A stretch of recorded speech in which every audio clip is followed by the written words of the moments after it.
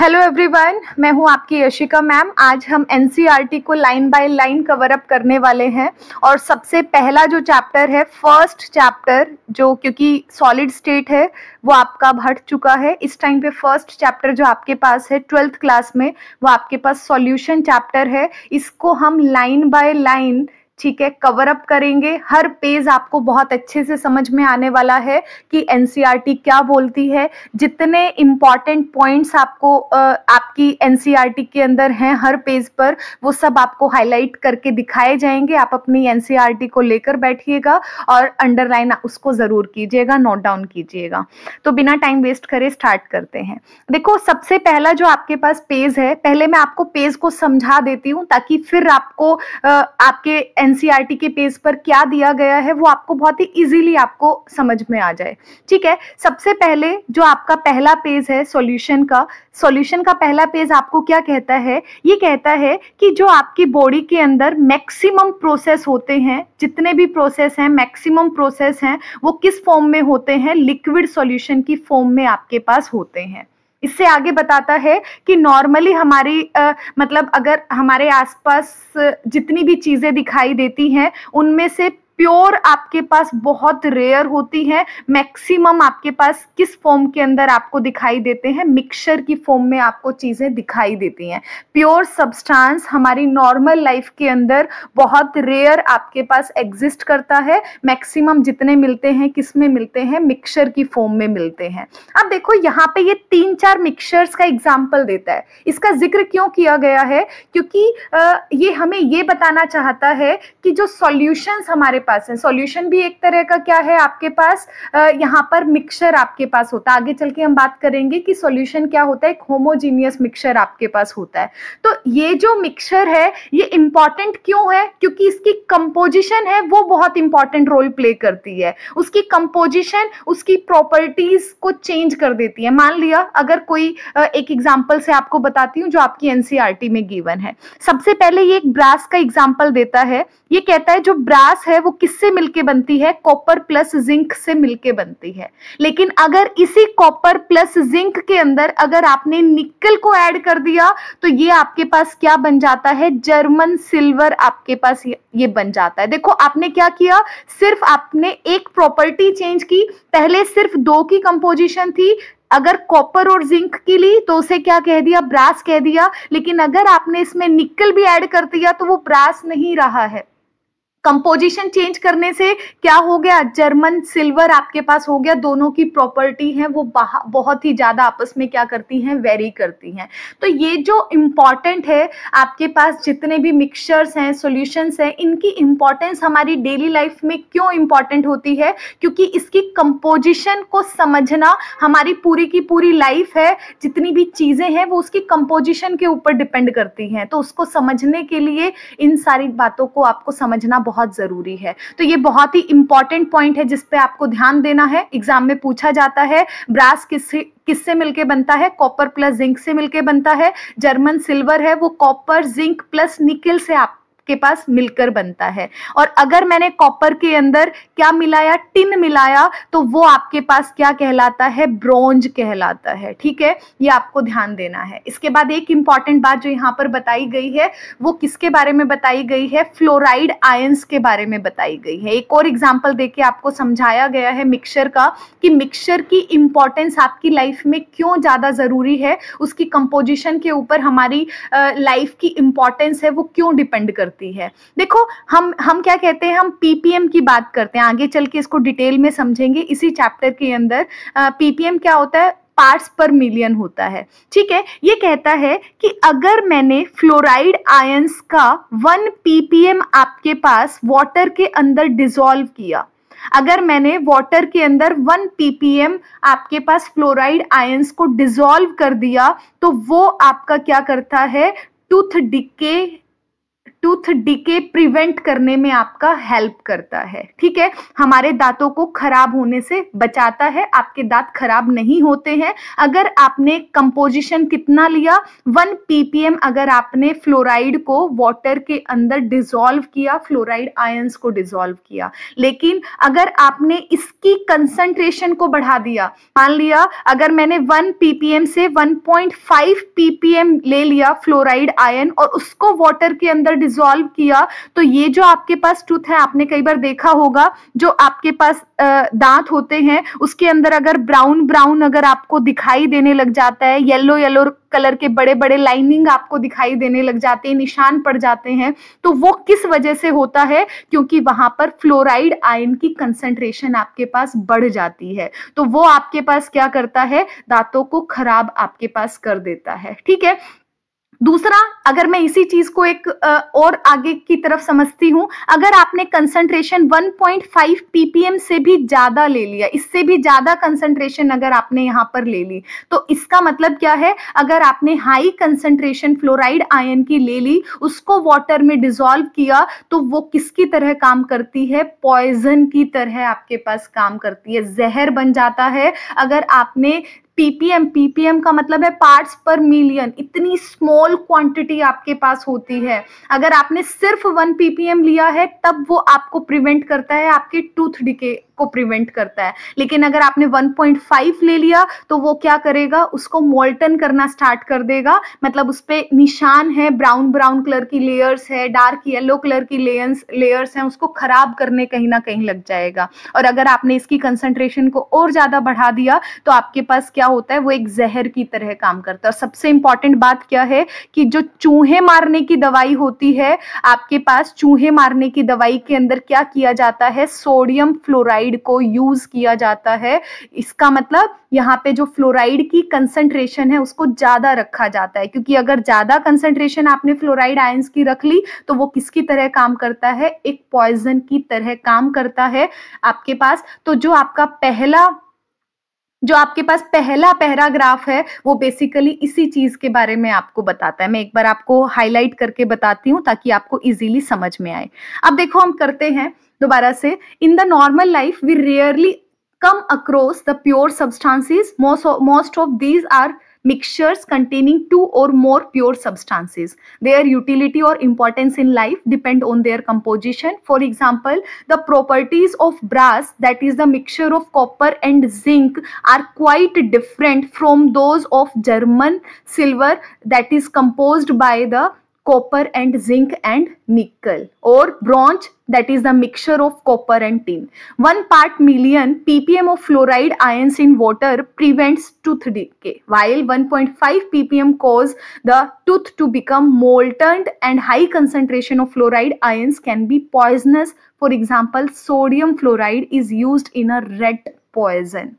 ये इंपॉर्टेंट था। आगे कहता है, intravenous injections are always dissolve in water containing salts at particular ionic concentration that match with blood plasma concentration and so on. ये यहाँ पर ये कहता है कि जो आपके पास आईवी इंजेक्शंस होते हैं, आईवी इंजेक्शंस को ही हम क्या कहते हैं? इंट्रावीनियस इंजेक्शंस बोलते हैं। ये कहता है ये वाटर के अंदर क्या होना चाहिए? डिसॉल्व होना चाहिए। खासकर इसकी जो कंसंट्रेशन है, इसमें जो सॉल्ट्स आपके पास हैं वो किससे मैच करनी चाहिए? उनकी कंसंट्रेशन ब्लड प्लाज्मा कंसंट्रेशन से मैच करनी चाहिए आपके पास, तभी अच्छे से काम करते हैं, वरना इसके भी साइड इफेक्ट हो जाते हैं। जैसे कई बार हम बात करते हैं ना कि आईवी इंजेक्शंस कौन से होते हैं? जो वेन्स में लगते हैं, आपके हाथ की वेन्स में जो लगते हैं वो आईवी इंजेक्शन होते हैं। जो मांस में लगते हैं वो अलग तरह के हैं। अगर आपने दोनों को मिक्स कर दिया, जो वेन्स में लगने वाला है मांस में लगा दिया, मांस में लगने वाला वेन्स में लगा दिया, तो साइड इफेक्ट आपको देखने को मिलते हैं।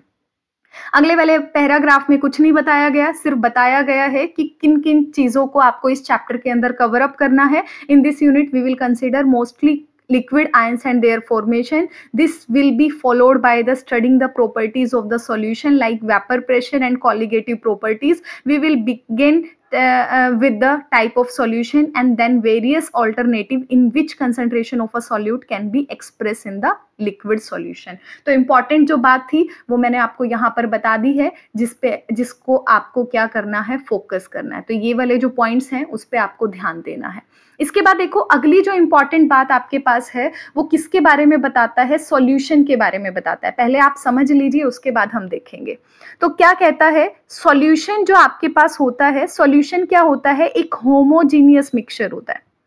होमोजीनियस मिक्सचर होता है. होमोजीनियस का मतलब समझना, होमो का मतलब है सेम, जो सेम आपके कंपोनेंट्स आपस में डिसॉल्व होते हैं. होमोजीनियस मिक्सचर होता है जो दो या दो कंपोनेंट से मिलके बनता है. होमोजीनियस का मतलब समझना क्या है, जैसे मैंने आपके पास वाटर है, वाटर के अंदर मैंने क्या किया, सॉल्ट पार्टिकल्स को डाल दिया. अगर आप इसको डिसॉल्व करोगे तो आपको ये सॉल्यूशन दिखाई देगा. ये क्या है, होमोजीनियस आपके पास होता है. होमोजीनियस का मतलब है कि थ्रू आउट द कंसंट्रेशन आपके पास क्या रहती है, सॉल्यूट सॉल्वेंट की मिक्स होने के बाद वो एक जैसी आपको दिखाई देती है. अगर आपने नमक के अंदर, अगर नमक को पानी के अंदर डिसॉल्व करके अगर आप पीने लग जाते हो, अच्छे से अगर आपने डिसॉल्व किया है, जो ऊपर के लेयर में कंसंट्रेशन आपको दिखाई देगी वही बीच में दिखाई देगी, वही आपको लास्ट में दिखाई देगी. तो इसका मतलब क्या है, ये जो मिक्सचर आपने बनाया है वो होमोजीनियस बनाया है. लेकिन अगर मान लिया आपके पास वाटर है, वाटर के अंदर आपने 3 स्टोन यहां पर डाल दिए, ये जो मिक्सचर रहेगा इसको डिसॉल्व करोगे, डिसॉल्व आपके पास नहीं होगा. या फिर अगर मैं कहूं कि इस वाले एरिया के अंदर, दूसरा पेन यूज करती हूं, अगर आपके पास इस वाले एरिया के अंदर अगर मैं देखूंगी तो एक स्टोन मिलेगा, इस वाले एरिया के अंदर एक भी स्टोन नहीं मिलेगा, सिर्फ पानी मिलेगा. इस वाले स्टोन के इस वाले एरिया के अंदर एक रहेगा. तो यहाँ जो कंसंट्रेशन आपके पास है वो थ्रू आउट द सॉल्यूशन आपके पास यूनिफॉर्म नहीं रहती, नॉन यूनिफॉर्म होती है. इसीलिए इस मिक्सचर को हम क्या कहते हैं, हिट्रोजीनियस मिक्सचर कहते हैं. ठीक है, तो दोनों में डिफरेंस है. सॉल्यूशन जो आपके पास है, सॉल्यूशन कौन सा होगा, सॉल्यूशन वही होता है, solutions are the homogeneous mixtures of 2 or more than 2 components. ठीक है, ये आपको ध्यान में रखना है. और इनकी प्रॉपर्टीज क्या है, आपके पास कंपोजिशन है वो थ्रू आउट द मिक्सचर आपके पास क्या रहती है, सेम रहती है. क्या रहती है, यूनिफॉर्म रहती है. इसके बाद हम क्या पढ़ते हैं कि जो सॉल्यूशन आपके पास होता है, ये जो सॉल्यूशन है 2 चीजों से मिलके बनता है. अगर हम बाइनरी सॉल्यूशन की बात करते हैं, ठीक है, अगर आपने कहा सॉल्यूट जनरली क्या करता है, किससे मिलके बनता है, सॉल्यूट प्लस सॉल्वेंट से मिलके बनता है. ठीक है, अगर मैंने एक सॉल्यूट लिया, एक सॉल्वेंट लिया, एक और एक 2 हो गया, तो इसी को हम क्या कहेंगे, बाइनरी मिक्सचर बोल देंगे. अगर मैंने सॉल्वेंट 1 लिया, सॉल्वेंट 2 ले लिया, तो इसी को मैं क्या कहूंगी, आपके पास 2 और 1 3 हो गया, तो इसी को मैं क्या कहूंगी, टर्नरी या टर्शरी, आपके पास टर्नरी सॉल्यूशन या मिक्सचर मैं इसको कहूंगी. ठीक है, अगर आपने 3 सॉल्यूट को एक सॉल्वेंट के अंदर डिसॉल्व किया तो उसको क्या कहूंगी, क्वाटरनरी मिक्सचर मैं इसको बोलूंगी. तो जनरली हम क्या कहते हैं कि जो आपके पास सॉल्यूशन है वो किससे मिलके बनता है, सॉल्यूशन आपके पास सॉल्यूट प्लस सॉल्वेंट से मिलके बनता है. एक बात पे गौर करना, जनरली एक वर्ड मैं हमेशा बोलती हूँ, यहाँ पर क्लास में भी बोलती हूँ, जनरली आपको यूज करना है कि सॉल्यूट आपके पास क्या होता है, जनरली जो लेस अमाउंट में प्रेजेंट होता है उसे हम क्या कहते हैं, सॉल्यूट कहते हैं. और जो लार्ज क्वांटिटी के अंदर प्रेजेंट आपके पास होता है उसे हम क्या कहते हैं, सॉल्वेंट कहते हैं. लेकिन हमेशा ऐसा नहीं होता कि अगर आपने वैल्यूज को देखा, आपने बोल दिया कि जो कम क्वांटिटी वाला है वो आपके पास क्या होता है, सॉल्यूट होता है, आपके पास ज्यादा वाला है वो हमेशा क्या रहेगा, सॉल्वेंट रहेगा. ऐसा नहीं होता, आगे चल के मैं एक जगह पे आपको समझाऊंगी. ठीक है, अब जो अगर मैं सेकंड पैराग्राफ की बात करती हूँ, सेकंड पैराग्राफ पे आओ, जो आपके पास लास्ट लाइन दी गई है फर्स्ट पेज पर, ये कहता है solutions are the homogeneous mixture of 2 or more than 2 components. By homogeneous mixture we mean that its composition and properties are uniform throughout the mixture. Generally the component that is present in the large quantity is known as the solvent. Solvent determines the physical state in which solution exists. ये important है, solvent ही determine करता है कि solution की physical state क्या होगी. अगर मैं कहती हूं कि सॉल्वेंट आपके पास किस फिजिकल स्टेट में है, सॉलिड में है, तो उस सॉल्यूशन को मैं क्या कहूंगी, सॉलिड सॉल्यूशन कहूंगी। अगर मैं कहती हूँ सॉल्वेंट आपका लिक्विड स्टेट के अंदर है तो सॉल्यूशन, उस सॉल्यूशन को मैं क्या कहूंगी, लिक्विड सॉल्यूशन कहूंगी। तो जो आपका सॉल्वेंट है वो डिटरमाइन करता है सॉल्यूशन की फिजिकल स्टेट, की सॉल्यूशन किस फिजिकल स्टेट के अंदर एग्जिस्ट करेगा, वो सॉल्वेंट डिटरमाइन करता है, ना कि सॉल्वेंट सॉल्यूट करता है। आगे कहता है one or more components present in the solution more than solvent are known as the solute. In this unit we will consider only binary solutions. यहाँ पर इस चैप्टर के अंदर हम जितने भी सॉल्यूशंस की बात करेंगे वो सब आपके पास क्या रहेंगे, बाइनरी सॉल्यूशन आपके पास रहेंगे। तो ये पहला पेज है, आपको जो ये एक बार हाइलाइट्स दिखा देती हूँ जो हमने कवर अप किया है, ठीक है। ये आपके पास क्या है, पहला पेज है जो आपको बता रहा है, ये इंपॉर्टेंट है, ठीक है। जो जो इंपॉर्टेंट है वो आप लोग नोट कर लीजिएगा। अब सेकंड की तरफ जाते हैं, एक बार इसको रब कर लेते हैं, फिर सेकंड पेज पे जाते हैं। फटाफट से रब करते हैं बिना टाइम वेस्ट किए। अगर आपको समझ आ रहा हो तो प्लीज चैनल को लाइक शेयर करना मत भूलिएगा, इससे कॉन्फिडेंस बढ़ता है और मेहनत करने में मजा आता है अगर आप लोग अपना प्यार दिखाते हो तो।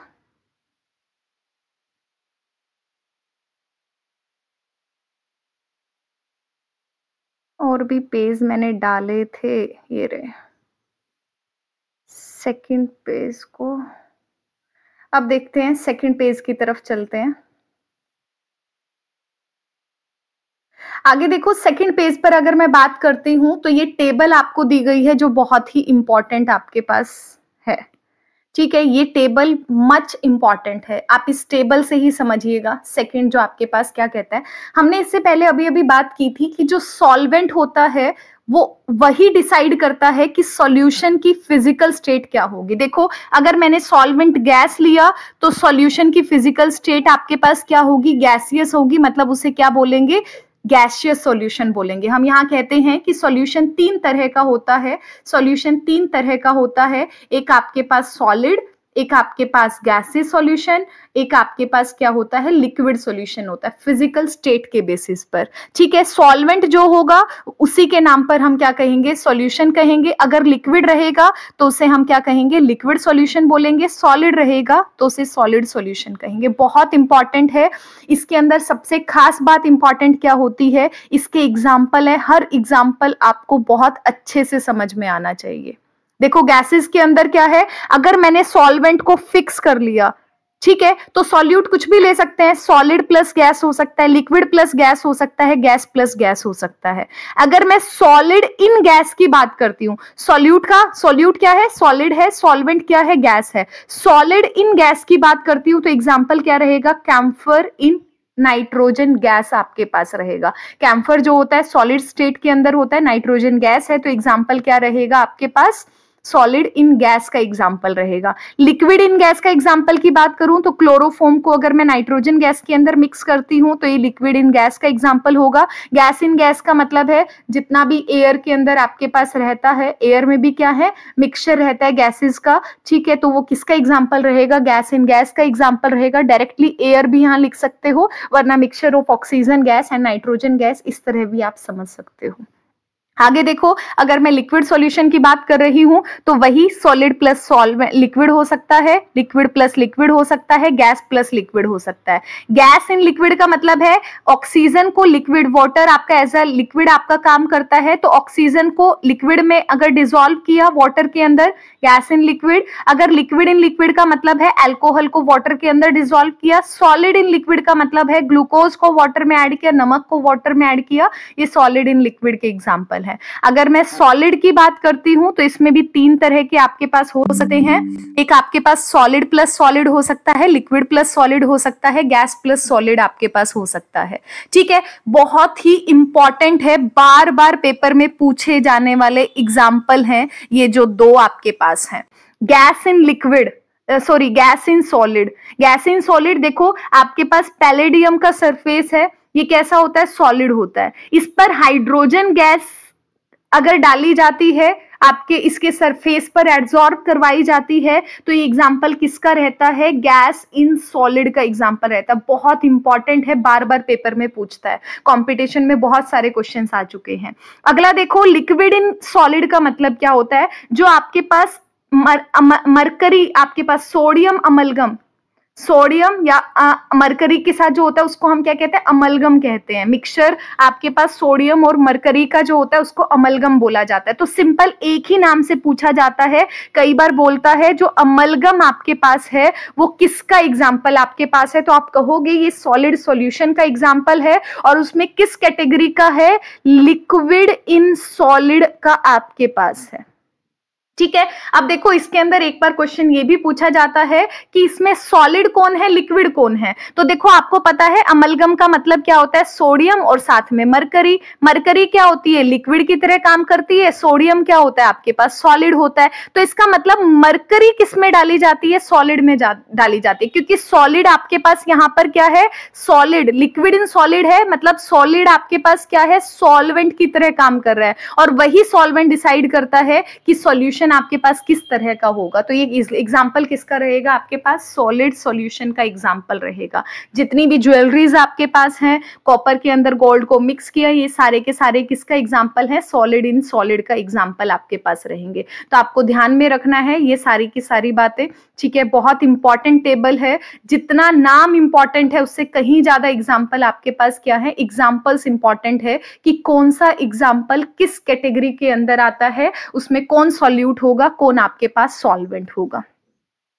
इसके बाद देखो आगे जो आपको कहता है कंसंट्रेशन के बारे में बात करता है। सेकंड पेज पर अगर मैं बात करती हूं तो ये क्या कहता है आपके पास कि किसी भी सॉल्यूशन की कंपोजिशन आपके पास होती है उसको हम क्या करते हैं? कंसंट्रेशन की टर्म में एक्सप्रेस करते हैं।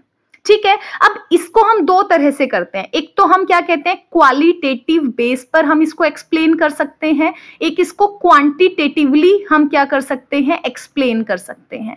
अगर मैं क्वांटिटेटिवली की बात करती हूँ, मतलब क्वांटिटेटिवली का मतलब है क्वांटिटी की टर्म में अगर बात करती हूँ कंपोजिशन, तो आपके पास कंसंट्रेशन को हम बहुत सारे मेथड से करते हैं, जैसे वेट बाय वेट परसेंटेज है, वेट बाय वॉल्यूम परसेंटेज है, वॉल्यूम बाय वॉल्यूम परसेंटेज है, मोलैरिटी है, मोलैलिटी है जो आपने 11th क्लास के अंदर भी कवर अप किया हुआ है, पार्ट्स पर मिलियन आपके पास है, मोल फ्रैक्शन आपके पास है, ठीक है, फॉर्मेलिटी आपके पास है। ये सारी की सारी आपको क्या बताती है? क्वांटिटी बताती है कि आपका सॉल्यूट है कितने सॉल्वेंट के अंदर डिसॉल्व आपके पास है, ठीक है, कितना सॉल्यूट है, कितना सॉल्वेंट है, तो क्वांटिटी के बारे में बात करता है। तो ये जो आपके पास क्लासिफिकेशन है वो किस टाइप का है? क्वांटिटेटिवली आपके पास क्लासिफिकेशन है। लेकिन अगर मैं क्वालिटेटिवली बात करती हूँ कि क्वालिटेटिवली हम कैसे देखते हैं कंपोजिशन को, तो दो टर्म आपके पास होती हैं जिसे हम क्या कहते हैं?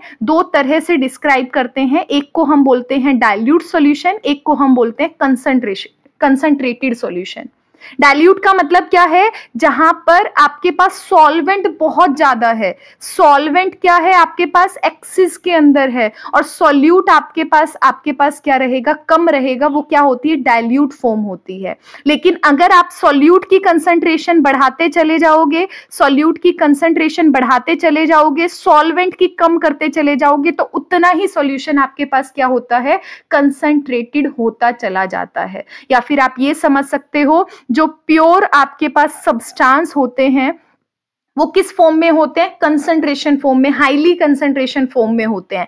जितना ज्यादा सॉल्वेंट ऐड करते चले जाओगे उसको उतना ही ज्यादा आप उसे डाइल्यूट करते चले जाओगे। ठीक है, ये 9th 10th के अंदर आप लोगों ने पढ़ा हुआ है कि डाइल्यूट क्या होता है, आपके पास कंसंट्रेटेड सॉल्यूशन क्या होता है। तो ये दो तरह का आपके पास क्लासिफिकेशन होता है, एक क्वांटिटेटिवली, एक क्वालिटेटिवली। हमें जो फोकस करना है वो क्वांटिटेटिवली है, जिसमें पहली जो टर्म आपके पास आती है वो क्या आती है? मास बाय मास परसेंटेज होती है, या सिंपल आप कहो मास परसेंटेज कह लीजिए, या वॉल्यूम बाय वॉल्यूम परसेंटेज हम इसको बोल सकते हैं। अब देखो अगर मैं वॉल्यूम बाय वॉल्यूम परसेंटेज की बात करती हूँ, वॉल्यूम बाय वॉल्यूम परसेंटेज का मतलब आपका किस चीज से रहेगा? ध्यान से समझना। मास बाय मास परसेंटेज का मतलब क्या है? देखो मास पहले समझ लेना, volume by volume, sorry weight by weight percentage. अब देखो सिर्फ एक टर्म, इस चीज को बड़े हाईलाइट कर रही हूं, बड़े ध्यान से समझना कि जितनी भी टर्म्स आपके सिलेबस में है ना, जितनी भी टर्म्स हैं उसमें हमेशा नीचे किसकी बात की जाती है, सॉल्यूशन की बात की जाती है, और ऊपर किसकी बात की जाएगी, सॉल्यूट की बात की जाएगी। सिर्फ एक मोलैलिटी ऐसी टर्म है जहां पर हम ऊपर सॉल्यूट की बात करते हैं, नीचे हम किसकी बात करते हैं, सॉल्वेंट की बात करते हैं। ये बहुत इंपॉर्टेंट है।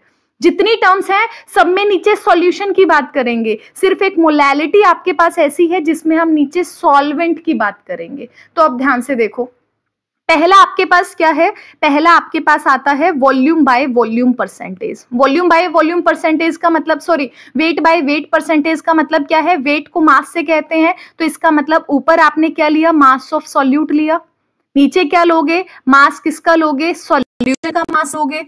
ठीक है, आप परसेंटेज है, परसेंटेज के लिए क्या लगा दोगे, 100 से मल्टीप्लाई कर दोगे, तो ये आपके पास क्या हो जाएगा, वेट बाय वेट परसेंटेज हो जाएगा। इसका मतलब है, परसेंट का मतलब है 100 से, कि अगर कोई सॉल्यूशन 100 ग्राम है आपके पास, उस नीचे वाला क्या रहेगा, 100 में से करेंगे क्योंकि हम परसेंटेज की बात कर रहे हैं। तो जो सॉल्यूशन अगर आपके पास 100 ग्राम है, मान लिया मैंने कहा 5% वेट बाय वेट सॉल्यूशन है, 5 weight by weight percent solution है, इसका मतलब है कि अगर 100 ग्राम सॉल्यूशन है तो इसमें 5 ग्राम क्या रहेगा, आपके पास सॉल्यूट रहेगा। समझ रहे हो बात को। अगर मैंने कहा कि 20% वेट बाय वेट, 20 आपके पास वेट बाय वेट परसेंटेज है, इसका मतलब है कि 100 ग्राम आपके पास सॉल्यूशन है, उस 100 ग्राम सॉल्यूशन में से 20 ग्राम क्या है आपके पास, वो आपके पास सॉल्यूट रहेगा। ठीक है, ये आपका क्या मतलब होता है, वेट बाय वेट का मतलब होता है। अगला देखो आपके पास, अगर मैंने कहा वॉल्यूम बाय वॉल्यूम परसेंटेज, अगर मैं वॉल्यूम की बात करती हूं तो आप कैसे करोगे, वॉल्यूम ऑफ सॉल्यूट लिखोगे, नीचे वही लिखोगे, वॉल्यूम ऑफ सॉल्यूशन लिखोगे, मल्टीप्लाई क्या करोगे, 100 बोलोगे। यहां अगर मैं कहती हूं कि अगर आपके पास 15 वॉल्यूम बाय वॉल्यूम परसेंटेज दी गई है, परसेंट का मतलब 100, तो इसका मतलब 100 ml क्या है, सॉल्यूशन है। ml, क्योंकि वॉल्यूम की बात कर रही हूं तो ml यूज करूंगी। 100 ग्राम ml सॉल्यूशन है आपके पास, उस 100 में से 15 आपके पास क्या रहेगा, 15 ml क्या रहेगा, सॉल्यूट आपके पास रहेगा। आई होप आपको बात समझ में आ रही हो। अब देखो, आपको पता है कि सॉल्यूशन जो आपके पास होता है, आपके पास वो किससे मिलके बनता है, सॉल्यूट प्लस सॉल्वेंट से मिलके बनता है। अब अगर आपने सॉल्यूशन को बोला 100 है, सॉल्यूट को बोला आपके पास कि 15 है, प्लस में क्या है, सॉल्वेंट है, तो अगर आप सॉल्वेंट की कंसंट्रेशन निकालोगे कितनी आ जाएगी, 100 माइनस 15 कितना आएगा, 85 ml आपके पास आ जाएगी। सेम मैनर के अंदर अगर यहाँ आपने बोला 20% वेट बाय वेट है, इसका मतलब है 100 ग्राम सॉल्यूशन के अंदर 20 ग्राम क्या प्रेजेंट है, सॉल्यूट प्रेजेंट है। या फिर ये कहो 100 ग्राम सॉल्यूशन है जिसमें 20 ग्राम सॉल्यूट है, बाकी 80 ग्राम बचा हुआ क्या है, आपके पास सॉल्वेंट है। तो ये आपकी टर्म है। ठीक है, आई होप आपको समझ में आई होगी। आगे चलते हैं, फटाफट से आगे बढ़ते हैं इसको रब करके। आपको समझ में आ रहा है तो आप कमेंट करके जरूर बताइएगा, अगर कोई डाउट है तो भी कमेंट करके मुझे जरूर इन्फॉर्म कीजिएगा। ये क्या हो रहा है, और वीडियो को लाइक जरूर कीजिएगा, शेयर जरूर कीजिएगा। देखो, मेहनत करने में मजा तभी आता है जब आप लोग रिस्पॉन्ड करते हो। अगर आप लोग रिस्पॉन्ड नहीं करोगे तो उस एनर्जी के साथ मेहनत नहीं होती है। फिर लगता है कि नहीं, बच्चे देख रहे हैं, बच्चों को समझ में आ रहा है, आप लोग शेयर करते हो, दूसरे दोस्तों को बताते हो, अपने साथ वालों को मुझे कमेंट करके बताते हो क्या प्रॉब्लम है क्या नहीं है, आप एक्टिव हो मुझे दिखता है, तो और ज्यादा मेहनत करने में मजा आएगा। तो वीडियो को पसंद जरूर कीजिएगा, लाइक कीजिएगा, शेयर कीजिएगा। अब देखो, यहां से बात करते हैं वेट बाय वेट परसेंटेज में। फॉर्मूला हम देख चुके हैं, इसको आप हाईलाइट कर सकते हो। ठीक है, इसका मतलब क्या है, if a solution is described by 10% glucose in water by mass, it means 10 gram of glucose is dissolved in 90 gram of water resulting in 100 gram solution। ठीक है, Concentration described by mass percentage is commonly used in the industrial chemical application. For example, commercial bleaching solution contain 3.62 mass percent of sodium hypochlorite in water. Commercial जो bleaching solution use किया जाता है, एक बार paper में पूछा गया था, as it is line से पूछा गया था कि कमर्शियल ब्लीचिंग सॉल्यूशन है वो सोडियम हाइपोक्लोराइड की जो परसेंटेज है वो कितनी होती है, कितनी है आपके पास 3.62 आपके पास मास परसेंटेज है, मतलब W/W परसेंटेज आपके पास होती है. क्या यूज करते हैं आपके पास, सोडियम हाइपोक्लोराइड आप यहाँ पर क्या करते हो, यूज करते हो जब हम ब्लीचिंग सॉल्यूशन की बात करते हैं. ठीक है, तो ये इंपॉर्टेंट है, इसको ध्यान रखिएगा. वॉल्यूम बाय वॉल्यूम का मतलब है वॉल्यूम ऑफ कंपोनेंट, मतलब सॉल्यूट की वॉल्यूम, नीचे क्या रहेगा सॉल्यूशन का वॉल्यूम रहेगा, परसेंटेज के लिए मल्टीप्लाई 100 कर दोगे. तो ये आपका सेकंड पेज है. आई होप आपको समझ में आया होगा. ठीक है, इसमें कोई प्रॉब्लम नहीं होगी. अब आगे बढ़ते हैं. इसको डिलीट करते हैं.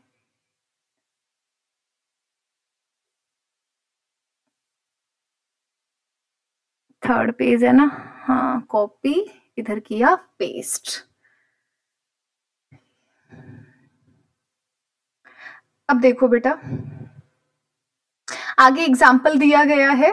हम वॉल्यूम बाय वॉल्यूम की बात कर रहे थे, तो जो मैंने आपको समझाया है वही है. 10% इथेनॉल सॉल्यूशन का मतलब है 10% इथेनॉल सॉल्यूशन. एक सेकेंड, हाँ जी, देखो 10% ethanol solution in water means that 10 ml of the ethanol is dissolved in water such that total volume of the solution is 100 ml. ठीक है, solution containing liquid are commonly expressed in this unit. For example, 35% volume by volume solution of ethylene glycol and antifreeze is used in car for cooling the engine. Engine को cool करने के लिए ethylene glycol का use करते हैं. ये important है, ethylene glycol का यूज किया जाता है. ठीक है, किसको, एक एंटी फ्रीज की तरह काम करता है. एंटी फ्रीज का मतलब क्या है कि वो फ्रीजिंग पॉइंट को क्या कर देता है, लोअर कर देता है आपके पास. ठीक है, इस कंसंट्रेशन पर जब आपने 35% सॉल्यूशन लिया है, at this concentration the antifreeze that is the ethylene glycol lowers the freezing point of water to 255.4 Kelvin, that is -17.6 degree Celsius. ठीक है, इंपॉर्टेंट टर्म है ये, आपके पास पूछी भी गई है एक बार.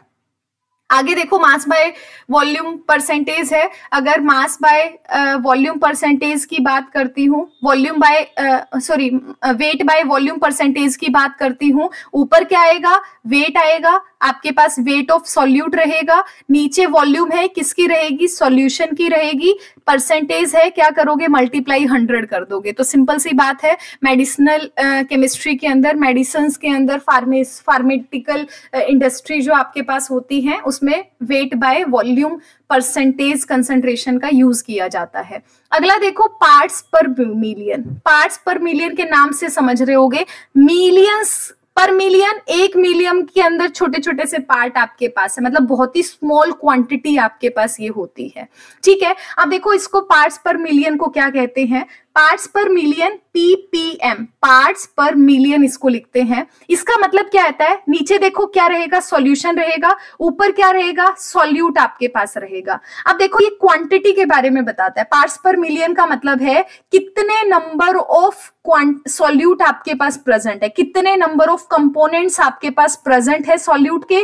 नीचे क्या रहेगा, टोटल कितने नंबर ऑफ कंपोनेंट्स आपके पास है सॉल्यूशन के अंदर. ठीक है, मिलियन की बात की गई है, मिलियन के लिए क्या करते हैं, 10⁶ से हम क्या करते हैं, मल्टीप्लाई करते हैं. 10 लाख को हम क्या कहते हैं, 1 मिलियन बोलते हैं ना. तो देखो, इकाई, ढाई, सैकड़ा, हजार, 10,000, लाख, 10 लाख, 1 2 3 4 5 6 0 आ गए. इसीलिए मैंने क्या किया है, 10⁶ से क्या किया है, मल्टीप्लाई किया है. तो यही बात बताई गई है. When a solute is present in trace quantities, it is convenient to express the concentration in parts per million. That is defined as the number of parts of the component divided by the total number of parts of all components of the solution multiply 10⁶.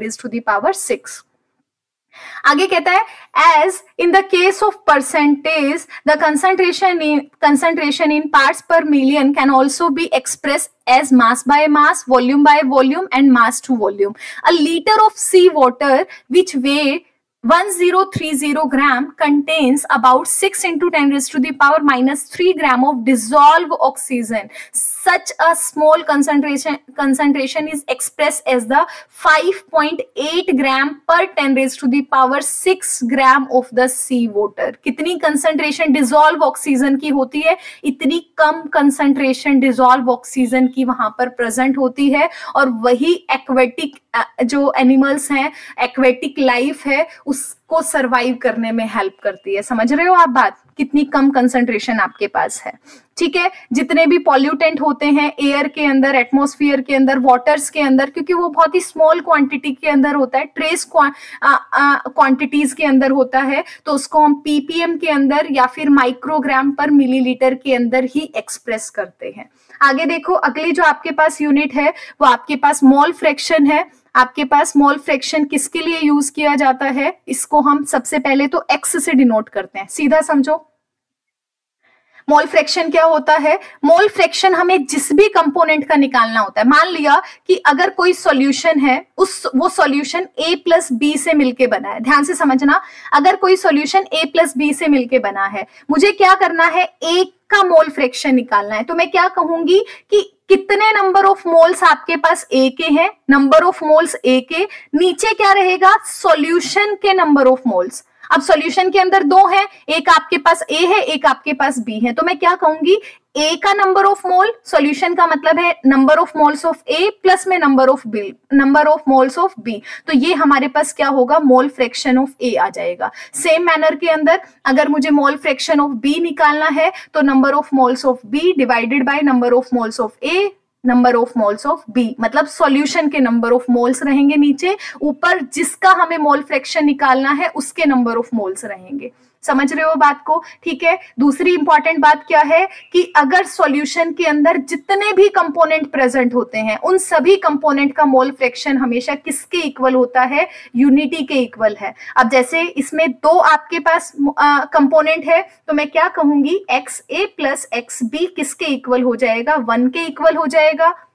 अगर मान लिया कि solution तीन चीजों से मिलके बनता, किससे मिलके बनता? A plus B plus C से मिलके बनता, तो मैं क्या कहती? XA plus XB plus XC आपके पास किसके इक्वल हो जाएगा? 1 के इक्वल हो जाएगा। ठीक है, तो मोल फ्रैक्शन जितने का भी होता है वो आपके पास यूनिटी के इक्वल आपके पास रहेगा। ये आपको ध्यान में रखना है, यही फॉर्मूले यहाँ पर दिए गए हैं, लास्ट में इसको बताया गया है। Mole fraction unit is very useful in relating some physical properties of the solution, say vapor pressure with the concentration of solution, and quite useful in describing the calculation involving the gas mixture।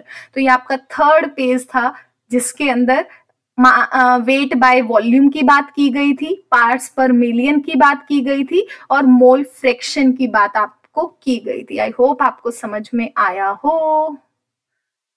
अब इसको करते हैं फिर से delete.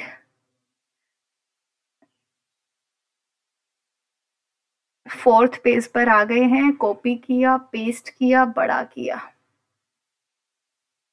देखो, numerical को हम बाद में डिस्कस करेंगे, सारे के सारे न्यूमेरिकल्स की वीडियो बाद में करेंगे। पहले आज किस पे जाते हैं? थियरी पे जाते हैं।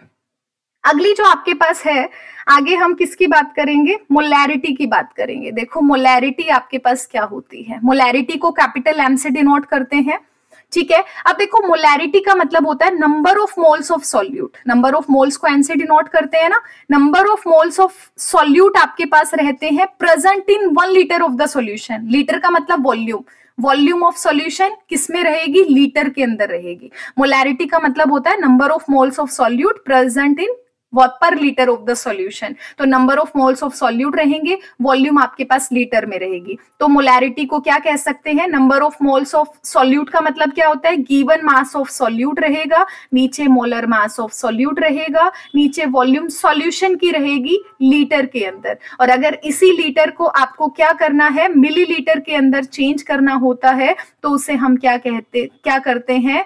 उसके लिए हम क्या करते हैं? मिलीलीटर के अंदर मल्टीप्लाई 1000 हम कर देते हैं। तो ये फॉर्मूला है जो आपको यूज करना है। समझ रहे हो? अब देखो मेरी एक बात को ध्यान से समझना, इसका मतलब आपके पास क्या होता है। अगर मैंने कहीं पर लिखा है 0.1 आपके पास मोल पर लीटर, मोल पर लीटर जिसे हम क्या कहेंगे, मोलर कहेंगे, मतलब मोलैरिटी आपके पास दी गई है। इसका मतलब क्या होता है, 0.1 मोल पर लीटर का, इसको हम कैसे पढ़ेंगे, 1 लीटर के अंदर कितने मोल्स ऑफ सॉल्यूट है, 0.1 मोल ऑफ सॉल्यूट आपके पास प्रेजेंट है। समझ रहे हो ना मेरी बात को? अगर मैंने कहा 0.52 मोलर आपके पास, इसका मतलब है 0.52 का मतलब आपके पास रहेगा 0.52 मोल पर लीटर। पर लीटर का मतलब 1 लीटर के अंदर कितने मोल्स ऑफ सॉल्यूट प्रेजेंट है, 0.52 मोल्स ऑफ सॉल्यूट आपके पास यहां पर प्रेजेंट है। ठीक है, इसको पढ़ना जरूर आना चाहिए, न्यूमेरिकल में हेल्प करता है। टिंग टिंग टिंग टिंग टिंग। एक बार फटाफट न्यूमेरिकल भी देख ही लेते हैं, जब पेज को कवर कर ही रहे हैं तो अच्छे से ही कर लेते हैं, देख लेते हैं एक बार फटाफट से। देखो पहला क्वेश्चन क्या कहता है, 2.1 आपके पास, calculate the mole fraction of ethylene glycol in the solution containing 20% of ethylene glycol by mass।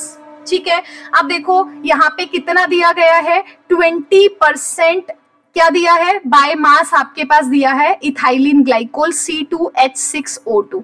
इसका मतलब देखो क्या है, एक सॉल्यूट आपके पास रहेगा, सीधा सॉल्यूट सॉल्वेंट की फॉर्म में बता रही हूँ।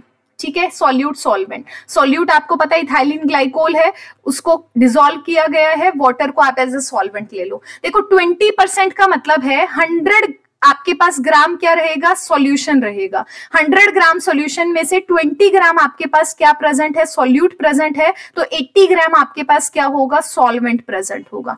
समझ रहे हो ना बात को? तो देखो अगर आपके पास, आपको क्या निकालना है, मोल फ्रैक्शन निकालना है, आपको क्या निकालना है, मोल फ्रैक्शन निकालना है। किसका निकालना है, इथाइलिन ग्लाइकोल का निकालना है, मतलब सॉल्यूट का निकालना है। तो देखो अगर आपके पास x आपको निकालना है, किसके लिए, सॉल्यूट के लिए, किसके इक्वल होगा, n सॉल्यूट अपोन में n सॉल्यूट प्लस में क्या होगा, n सॉल्वेंट आपके पास होगा। समझो ध्यान से, x अगर आपको सॉल्यूट का निकालना है तो n सॉल्यूट, नीचे क्या रहेगा, n solute plus n solvent. अब number of moles of solute निकाल लो, सीधा इस फॉर्मूले में पुट कर दो। ये यहां से देखते हैं फटाफट, number of moles of solute कैसे हैं, गिवन मास अपोन में मोलर मास। गिवन मास कितना है, अभी अभी हमने देखा है 20 ग्राम आपके पास है।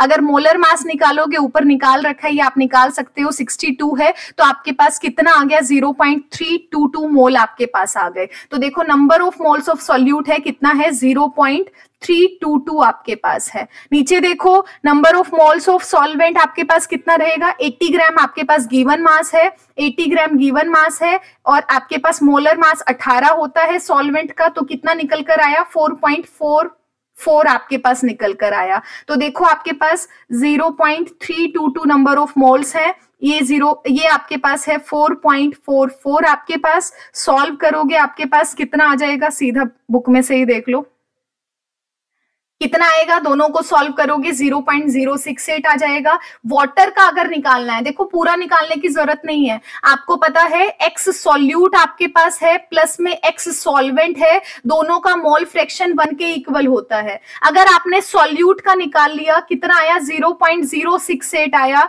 तो आप क्या कर सकते हो, सॉल्वेंट का निकाल सकते हो। मतलब x सॉल्वेंट अगर आपको निकालना है तो 1 में से माइनस कर दो 0.068, कितना आएगा, 2, 9 में से 6 गया 3, यहाँ पे कितना बच गया 9, 0.932 आ गया। देखो दोनों का मैच करता है। ठीक है, तो सिंपल सा क्वेश्चन था मोल फ्रैक्शन का, ये आपसे हो जाएगा।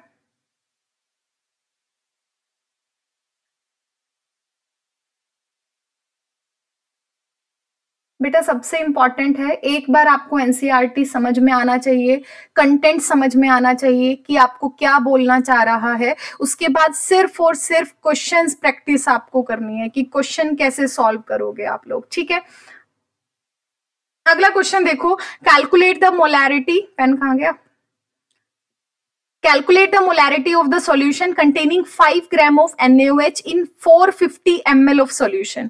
देखो मोलैरिटी मैंने आपको बताया था क्या होता है, number of moles of solute upon में वॉल्यूम ऑफ सॉल्यूशन लीटर के अंदर, मिलीलीटर में लिखूंगी तो मल्टीप्लाई क्या कर दिया, 1000 कर दिया। इसको सॉल्व किया था, number of moles of solute का मतलब है गिवन मास अपॉन में मोलर मास, किसका, सॉल्यूट का आपके पास रहेगा, ठीक है, कंफ्यूजन ना हो तो लिख लो। नीचे क्या रहेगा, वॉल्यूम रहेगा सॉल्यूशन का, मल्टीप्लाई क्या करना था, 1000 करना था, सीधी वैल्यू पुट करनी है। देखो आपने क्या किया है, NaOH आपके पास है कितना है, 5 ग्राम आपको दिया गया है, तो गिवन मास कितना है, 5। NaOH का मोलर मास कितना होता है, 40 ग्राम, NaOH, ठीक है, 23 हो गया, सोडियम का 16 हो गया, ऑक्सीजन का 1 हो गया, हाइड्रोजन का कितना आएगा, 40 ग्राम पर मोल आएगा, तो 5/40 हो गया। वॉल्यूम देखो कितना है, 450 है, 450 हो गया, मल्टीप्लाई क्या हो गया, 1000 हो गया। सॉल्व करोगे तो आपके पास कितना आ जाएगा, आंसर आ जाएगा 0.278 मोलर। तो ये आपके पास अगला पेज है, ये भी आपका खत्म हो चुका है। एक बार इसको फटाफट रब करते हैं और अगले की तरफ बढ़ते हैं। अच्छे से समझाने में थोड़ा सा टाइम लगता है, अगर आप पहली बार पढ़ोगे तो आपको हर चीज बहुत अच्छे से कवर अप हो जाएगी। और इसके बाद हम एक वीडियो के बारे में और पढ़ेंगे, ठीक है, एक वीडियो और लेंगे जिसमें और शॉर्ट के अंदर हम, ये डिलीट क्यों नहीं हो रहा है भाई, ये हो गया। अब कौन सा पेज आ गया, 4 पेज हो गए ना, 5th पेज के बारे में कॉपी, ये हो गया पेस्ट, इसको किया जाए बड़ा। अब देखो अगला क्या है, मोलालिटी है। देखो मैंने आपको पहले ही बताया था, जितनी हम कंसंट्रेशन की टर्म लेंगे सब में नीचे सॉल्यूशन रहेगा, ऊपर क्या रहेगा, सॉल्यूट आपके पास रहेगा, ठीक है। लेकिन सिर्फ एक मोलालिटी ऐसी है जिसको मैं स्मॉल m से रिप्रेजेंट करती हूँ, जिसमें नीचे क्या रहेगा, सॉल्वेंट रहेगा, ऊपर क्या रहेगा, सॉल्यूट सेम रहेगा। तो देखो मोलालिटी क्या होता है, number of moles of solute, number of moles of solute present in पर केजी ऑफ सॉल्वेंट। केजी का मतलब मास से होता है, मतलब मास ऑफ सॉल्वेंट आपके पास रहेगा, किसमें रहेगा, केजी के अंदर रहेगा। मतलब m क्या होगा, number of moles of solute रहेगा, नीचे क्या रहेगा, मास आपके पास रहेगा, किसका रहेगा, सॉल्वेंट का रहेगा, केजी के अंदर। इसे हम क्या कहते हैं, मोलालिटी कहते हैं, ठीक है। इंपॉर्टेंट टर्म आपके पास है। इसका मतलब समझो, अगर मैंने कहा कि 0.001 मोलल कहीं पर लिखा गया है, इसको क्या कहूंगी, मोलल कहूंगी, ठीक है। इस मोलल का मतलब क्या है, मोल पर केजी, मतलब 1 केजी के अंदर कितना मोल ऑफ सॉल्यूट प्रेजेंट है, 0.001 आपके पास प्रेजेंट है। तो ये समझ में आना चाहिए, आपको पढ़ना जरूर आना चाहिए, डेफिनेशन से ही लिंक किया गया है, कुछ बड़ी बात नहीं है। अब इसका एक इंपॉर्टेंट बात देखो, इसके बाद जो आपको दिया गया है, इसके बाद जो आपको मेंशन है, ये क्या कहता है कि देखो एक आपके पास मास होता है, एक आपके पास वॉल्यूम होता है। आपको पता है मास टेम्परेचर पर डिपेंड नहीं करती, वॉल्यूम क्या करती है, टेम्परेचर पर डिपेंड करती है, ठीक है। अब देखो अगर मैंने वेट बाय वेट की बात की, वेट बाय वेट परसेंटेज, ऊपर भी मास नीचे भी मास, ये भी टेम्परेचर पे डिपेंड नहीं करता, ये भी टेम्परेचर पे डिपेंड नहीं करता, तो ये पूरी क्वांटिटी क्या करेगी, टेम्परेचर के इंडिपेंडेंट रहेगी। समझ रहे हो, जहां पर भी आपको मास देखने को मिलेगा वो सभी की सभी क्या होंगी, टेम्परेचर इंडिपेंडेंटली होंगी। अब देखो अगर कहीं पर वॉल्यूम है, वॉल्यूम बाय वॉल्यूम परसेंटेज है, वॉल्यूम टेम्परेचर पर डिपेंड करता है, तो वॉल्यूम बाय वॉल्यूम क्या करेगा, आपके पास टेम्परेचर पर डिपेंड आपके पास करेगा। अब यहाँ पर एक बहुत ही इंपॉर्टेंट क्वेश्चन है जो बार बार रिपीट करता है, सीबीएसई में तो खासकर बहुत बार पूछा जाता है, ठीक है। देखो क्या कहता है, ये कहता है एक मोलैरिटी आपके पास है, एक आपके पास मोलैलिटी है। समझना मेरी बात को, एक मोलैरिटी है, एक मोलैलिटी है। एक क्वेश्चन आता है, मोलैरिटी और मोलैलिटी में से कौन टेम्परेचर पर डिपेंड करेगा, कौन टेम्परेचर पर डिपेंड नहीं करेगा। दूसरा क्वेश्चन आता है कि आपके पास एक जो टेम्परेचर पर डिपेंड करता है तो वो क्यों करता है, जो नहीं कर रहा है वो क्यों नहीं करता। देखो अगर मैं मोलैरिटी की बात करती हूँ, मोलैरिटी का मतलब होता है number of moles of solute आपके पास, नीचे क्या रहता है, वॉल्यूम ऑफ सॉल्यूशन रहता है, समझ रहे हो? ऊपर क्या है? मोल्स है। मोल्स का मतलब क्या होता है? मास, गिवन मास अपॉन में मोलर मास। नीचे क्या है? वॉल्यूम। ये वाला भी मास है, ये वाला भी मास है। वॉल्यूम क्या है आपके पास? ठीक है, ये टेम्परेचर पर डिपेंड करती है। देखो, दो मास की वैल्यू है, वो टेम्परेचर पर डिपेंड नहीं कर रही, लेकिन वॉल्यूम यहां पर इंट्रोड्यूस किया गया है। और आपको पता है वॉल्यूम टेम्परेचर पर डिपेंड करता है। अगर वॉल्यूम टेम्परेचर पर डिपेंड करता है, अल्टीमेटली क्या करेगा? मोलैरिटी भी क्या करेगी? टेम्परेचर पर डिपेंड करेगी। समझ रहे हो बात को? ठीक है, बहुत इंपॉर्टेंट टर्म है। इसके बाद देखो, अगर मैं मोलैलिटी की बात करती हूँ, आपको पता है मोलैलिटी क्या होता है? Number of moles of solute रहता है, नीचे क्या होता है? मास ऑफ सॉल्वेंट होता है।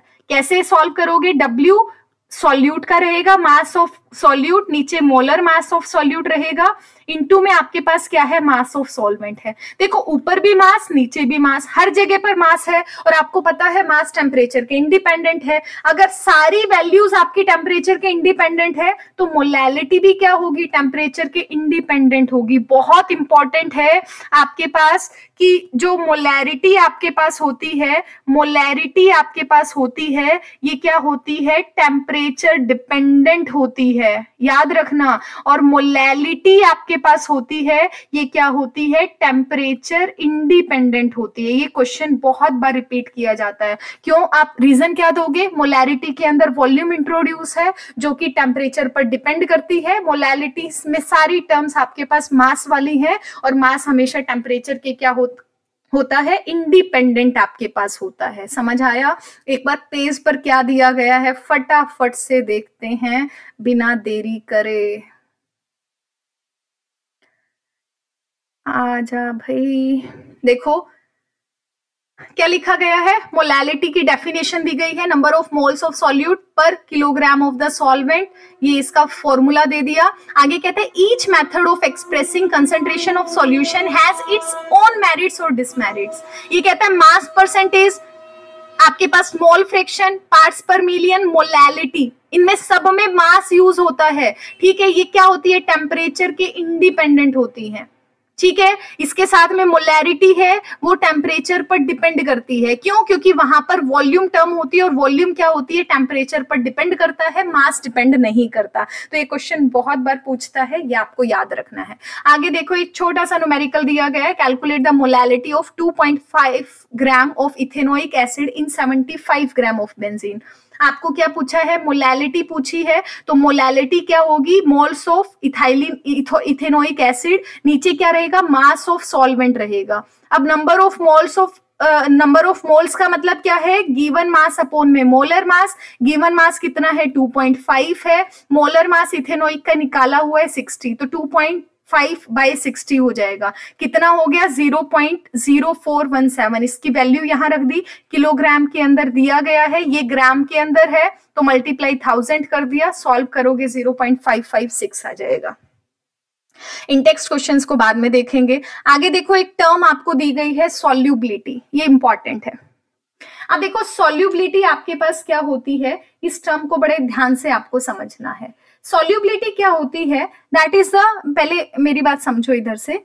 सॉल्युबिलिटी क्या होती है? That is the maximum amount that can B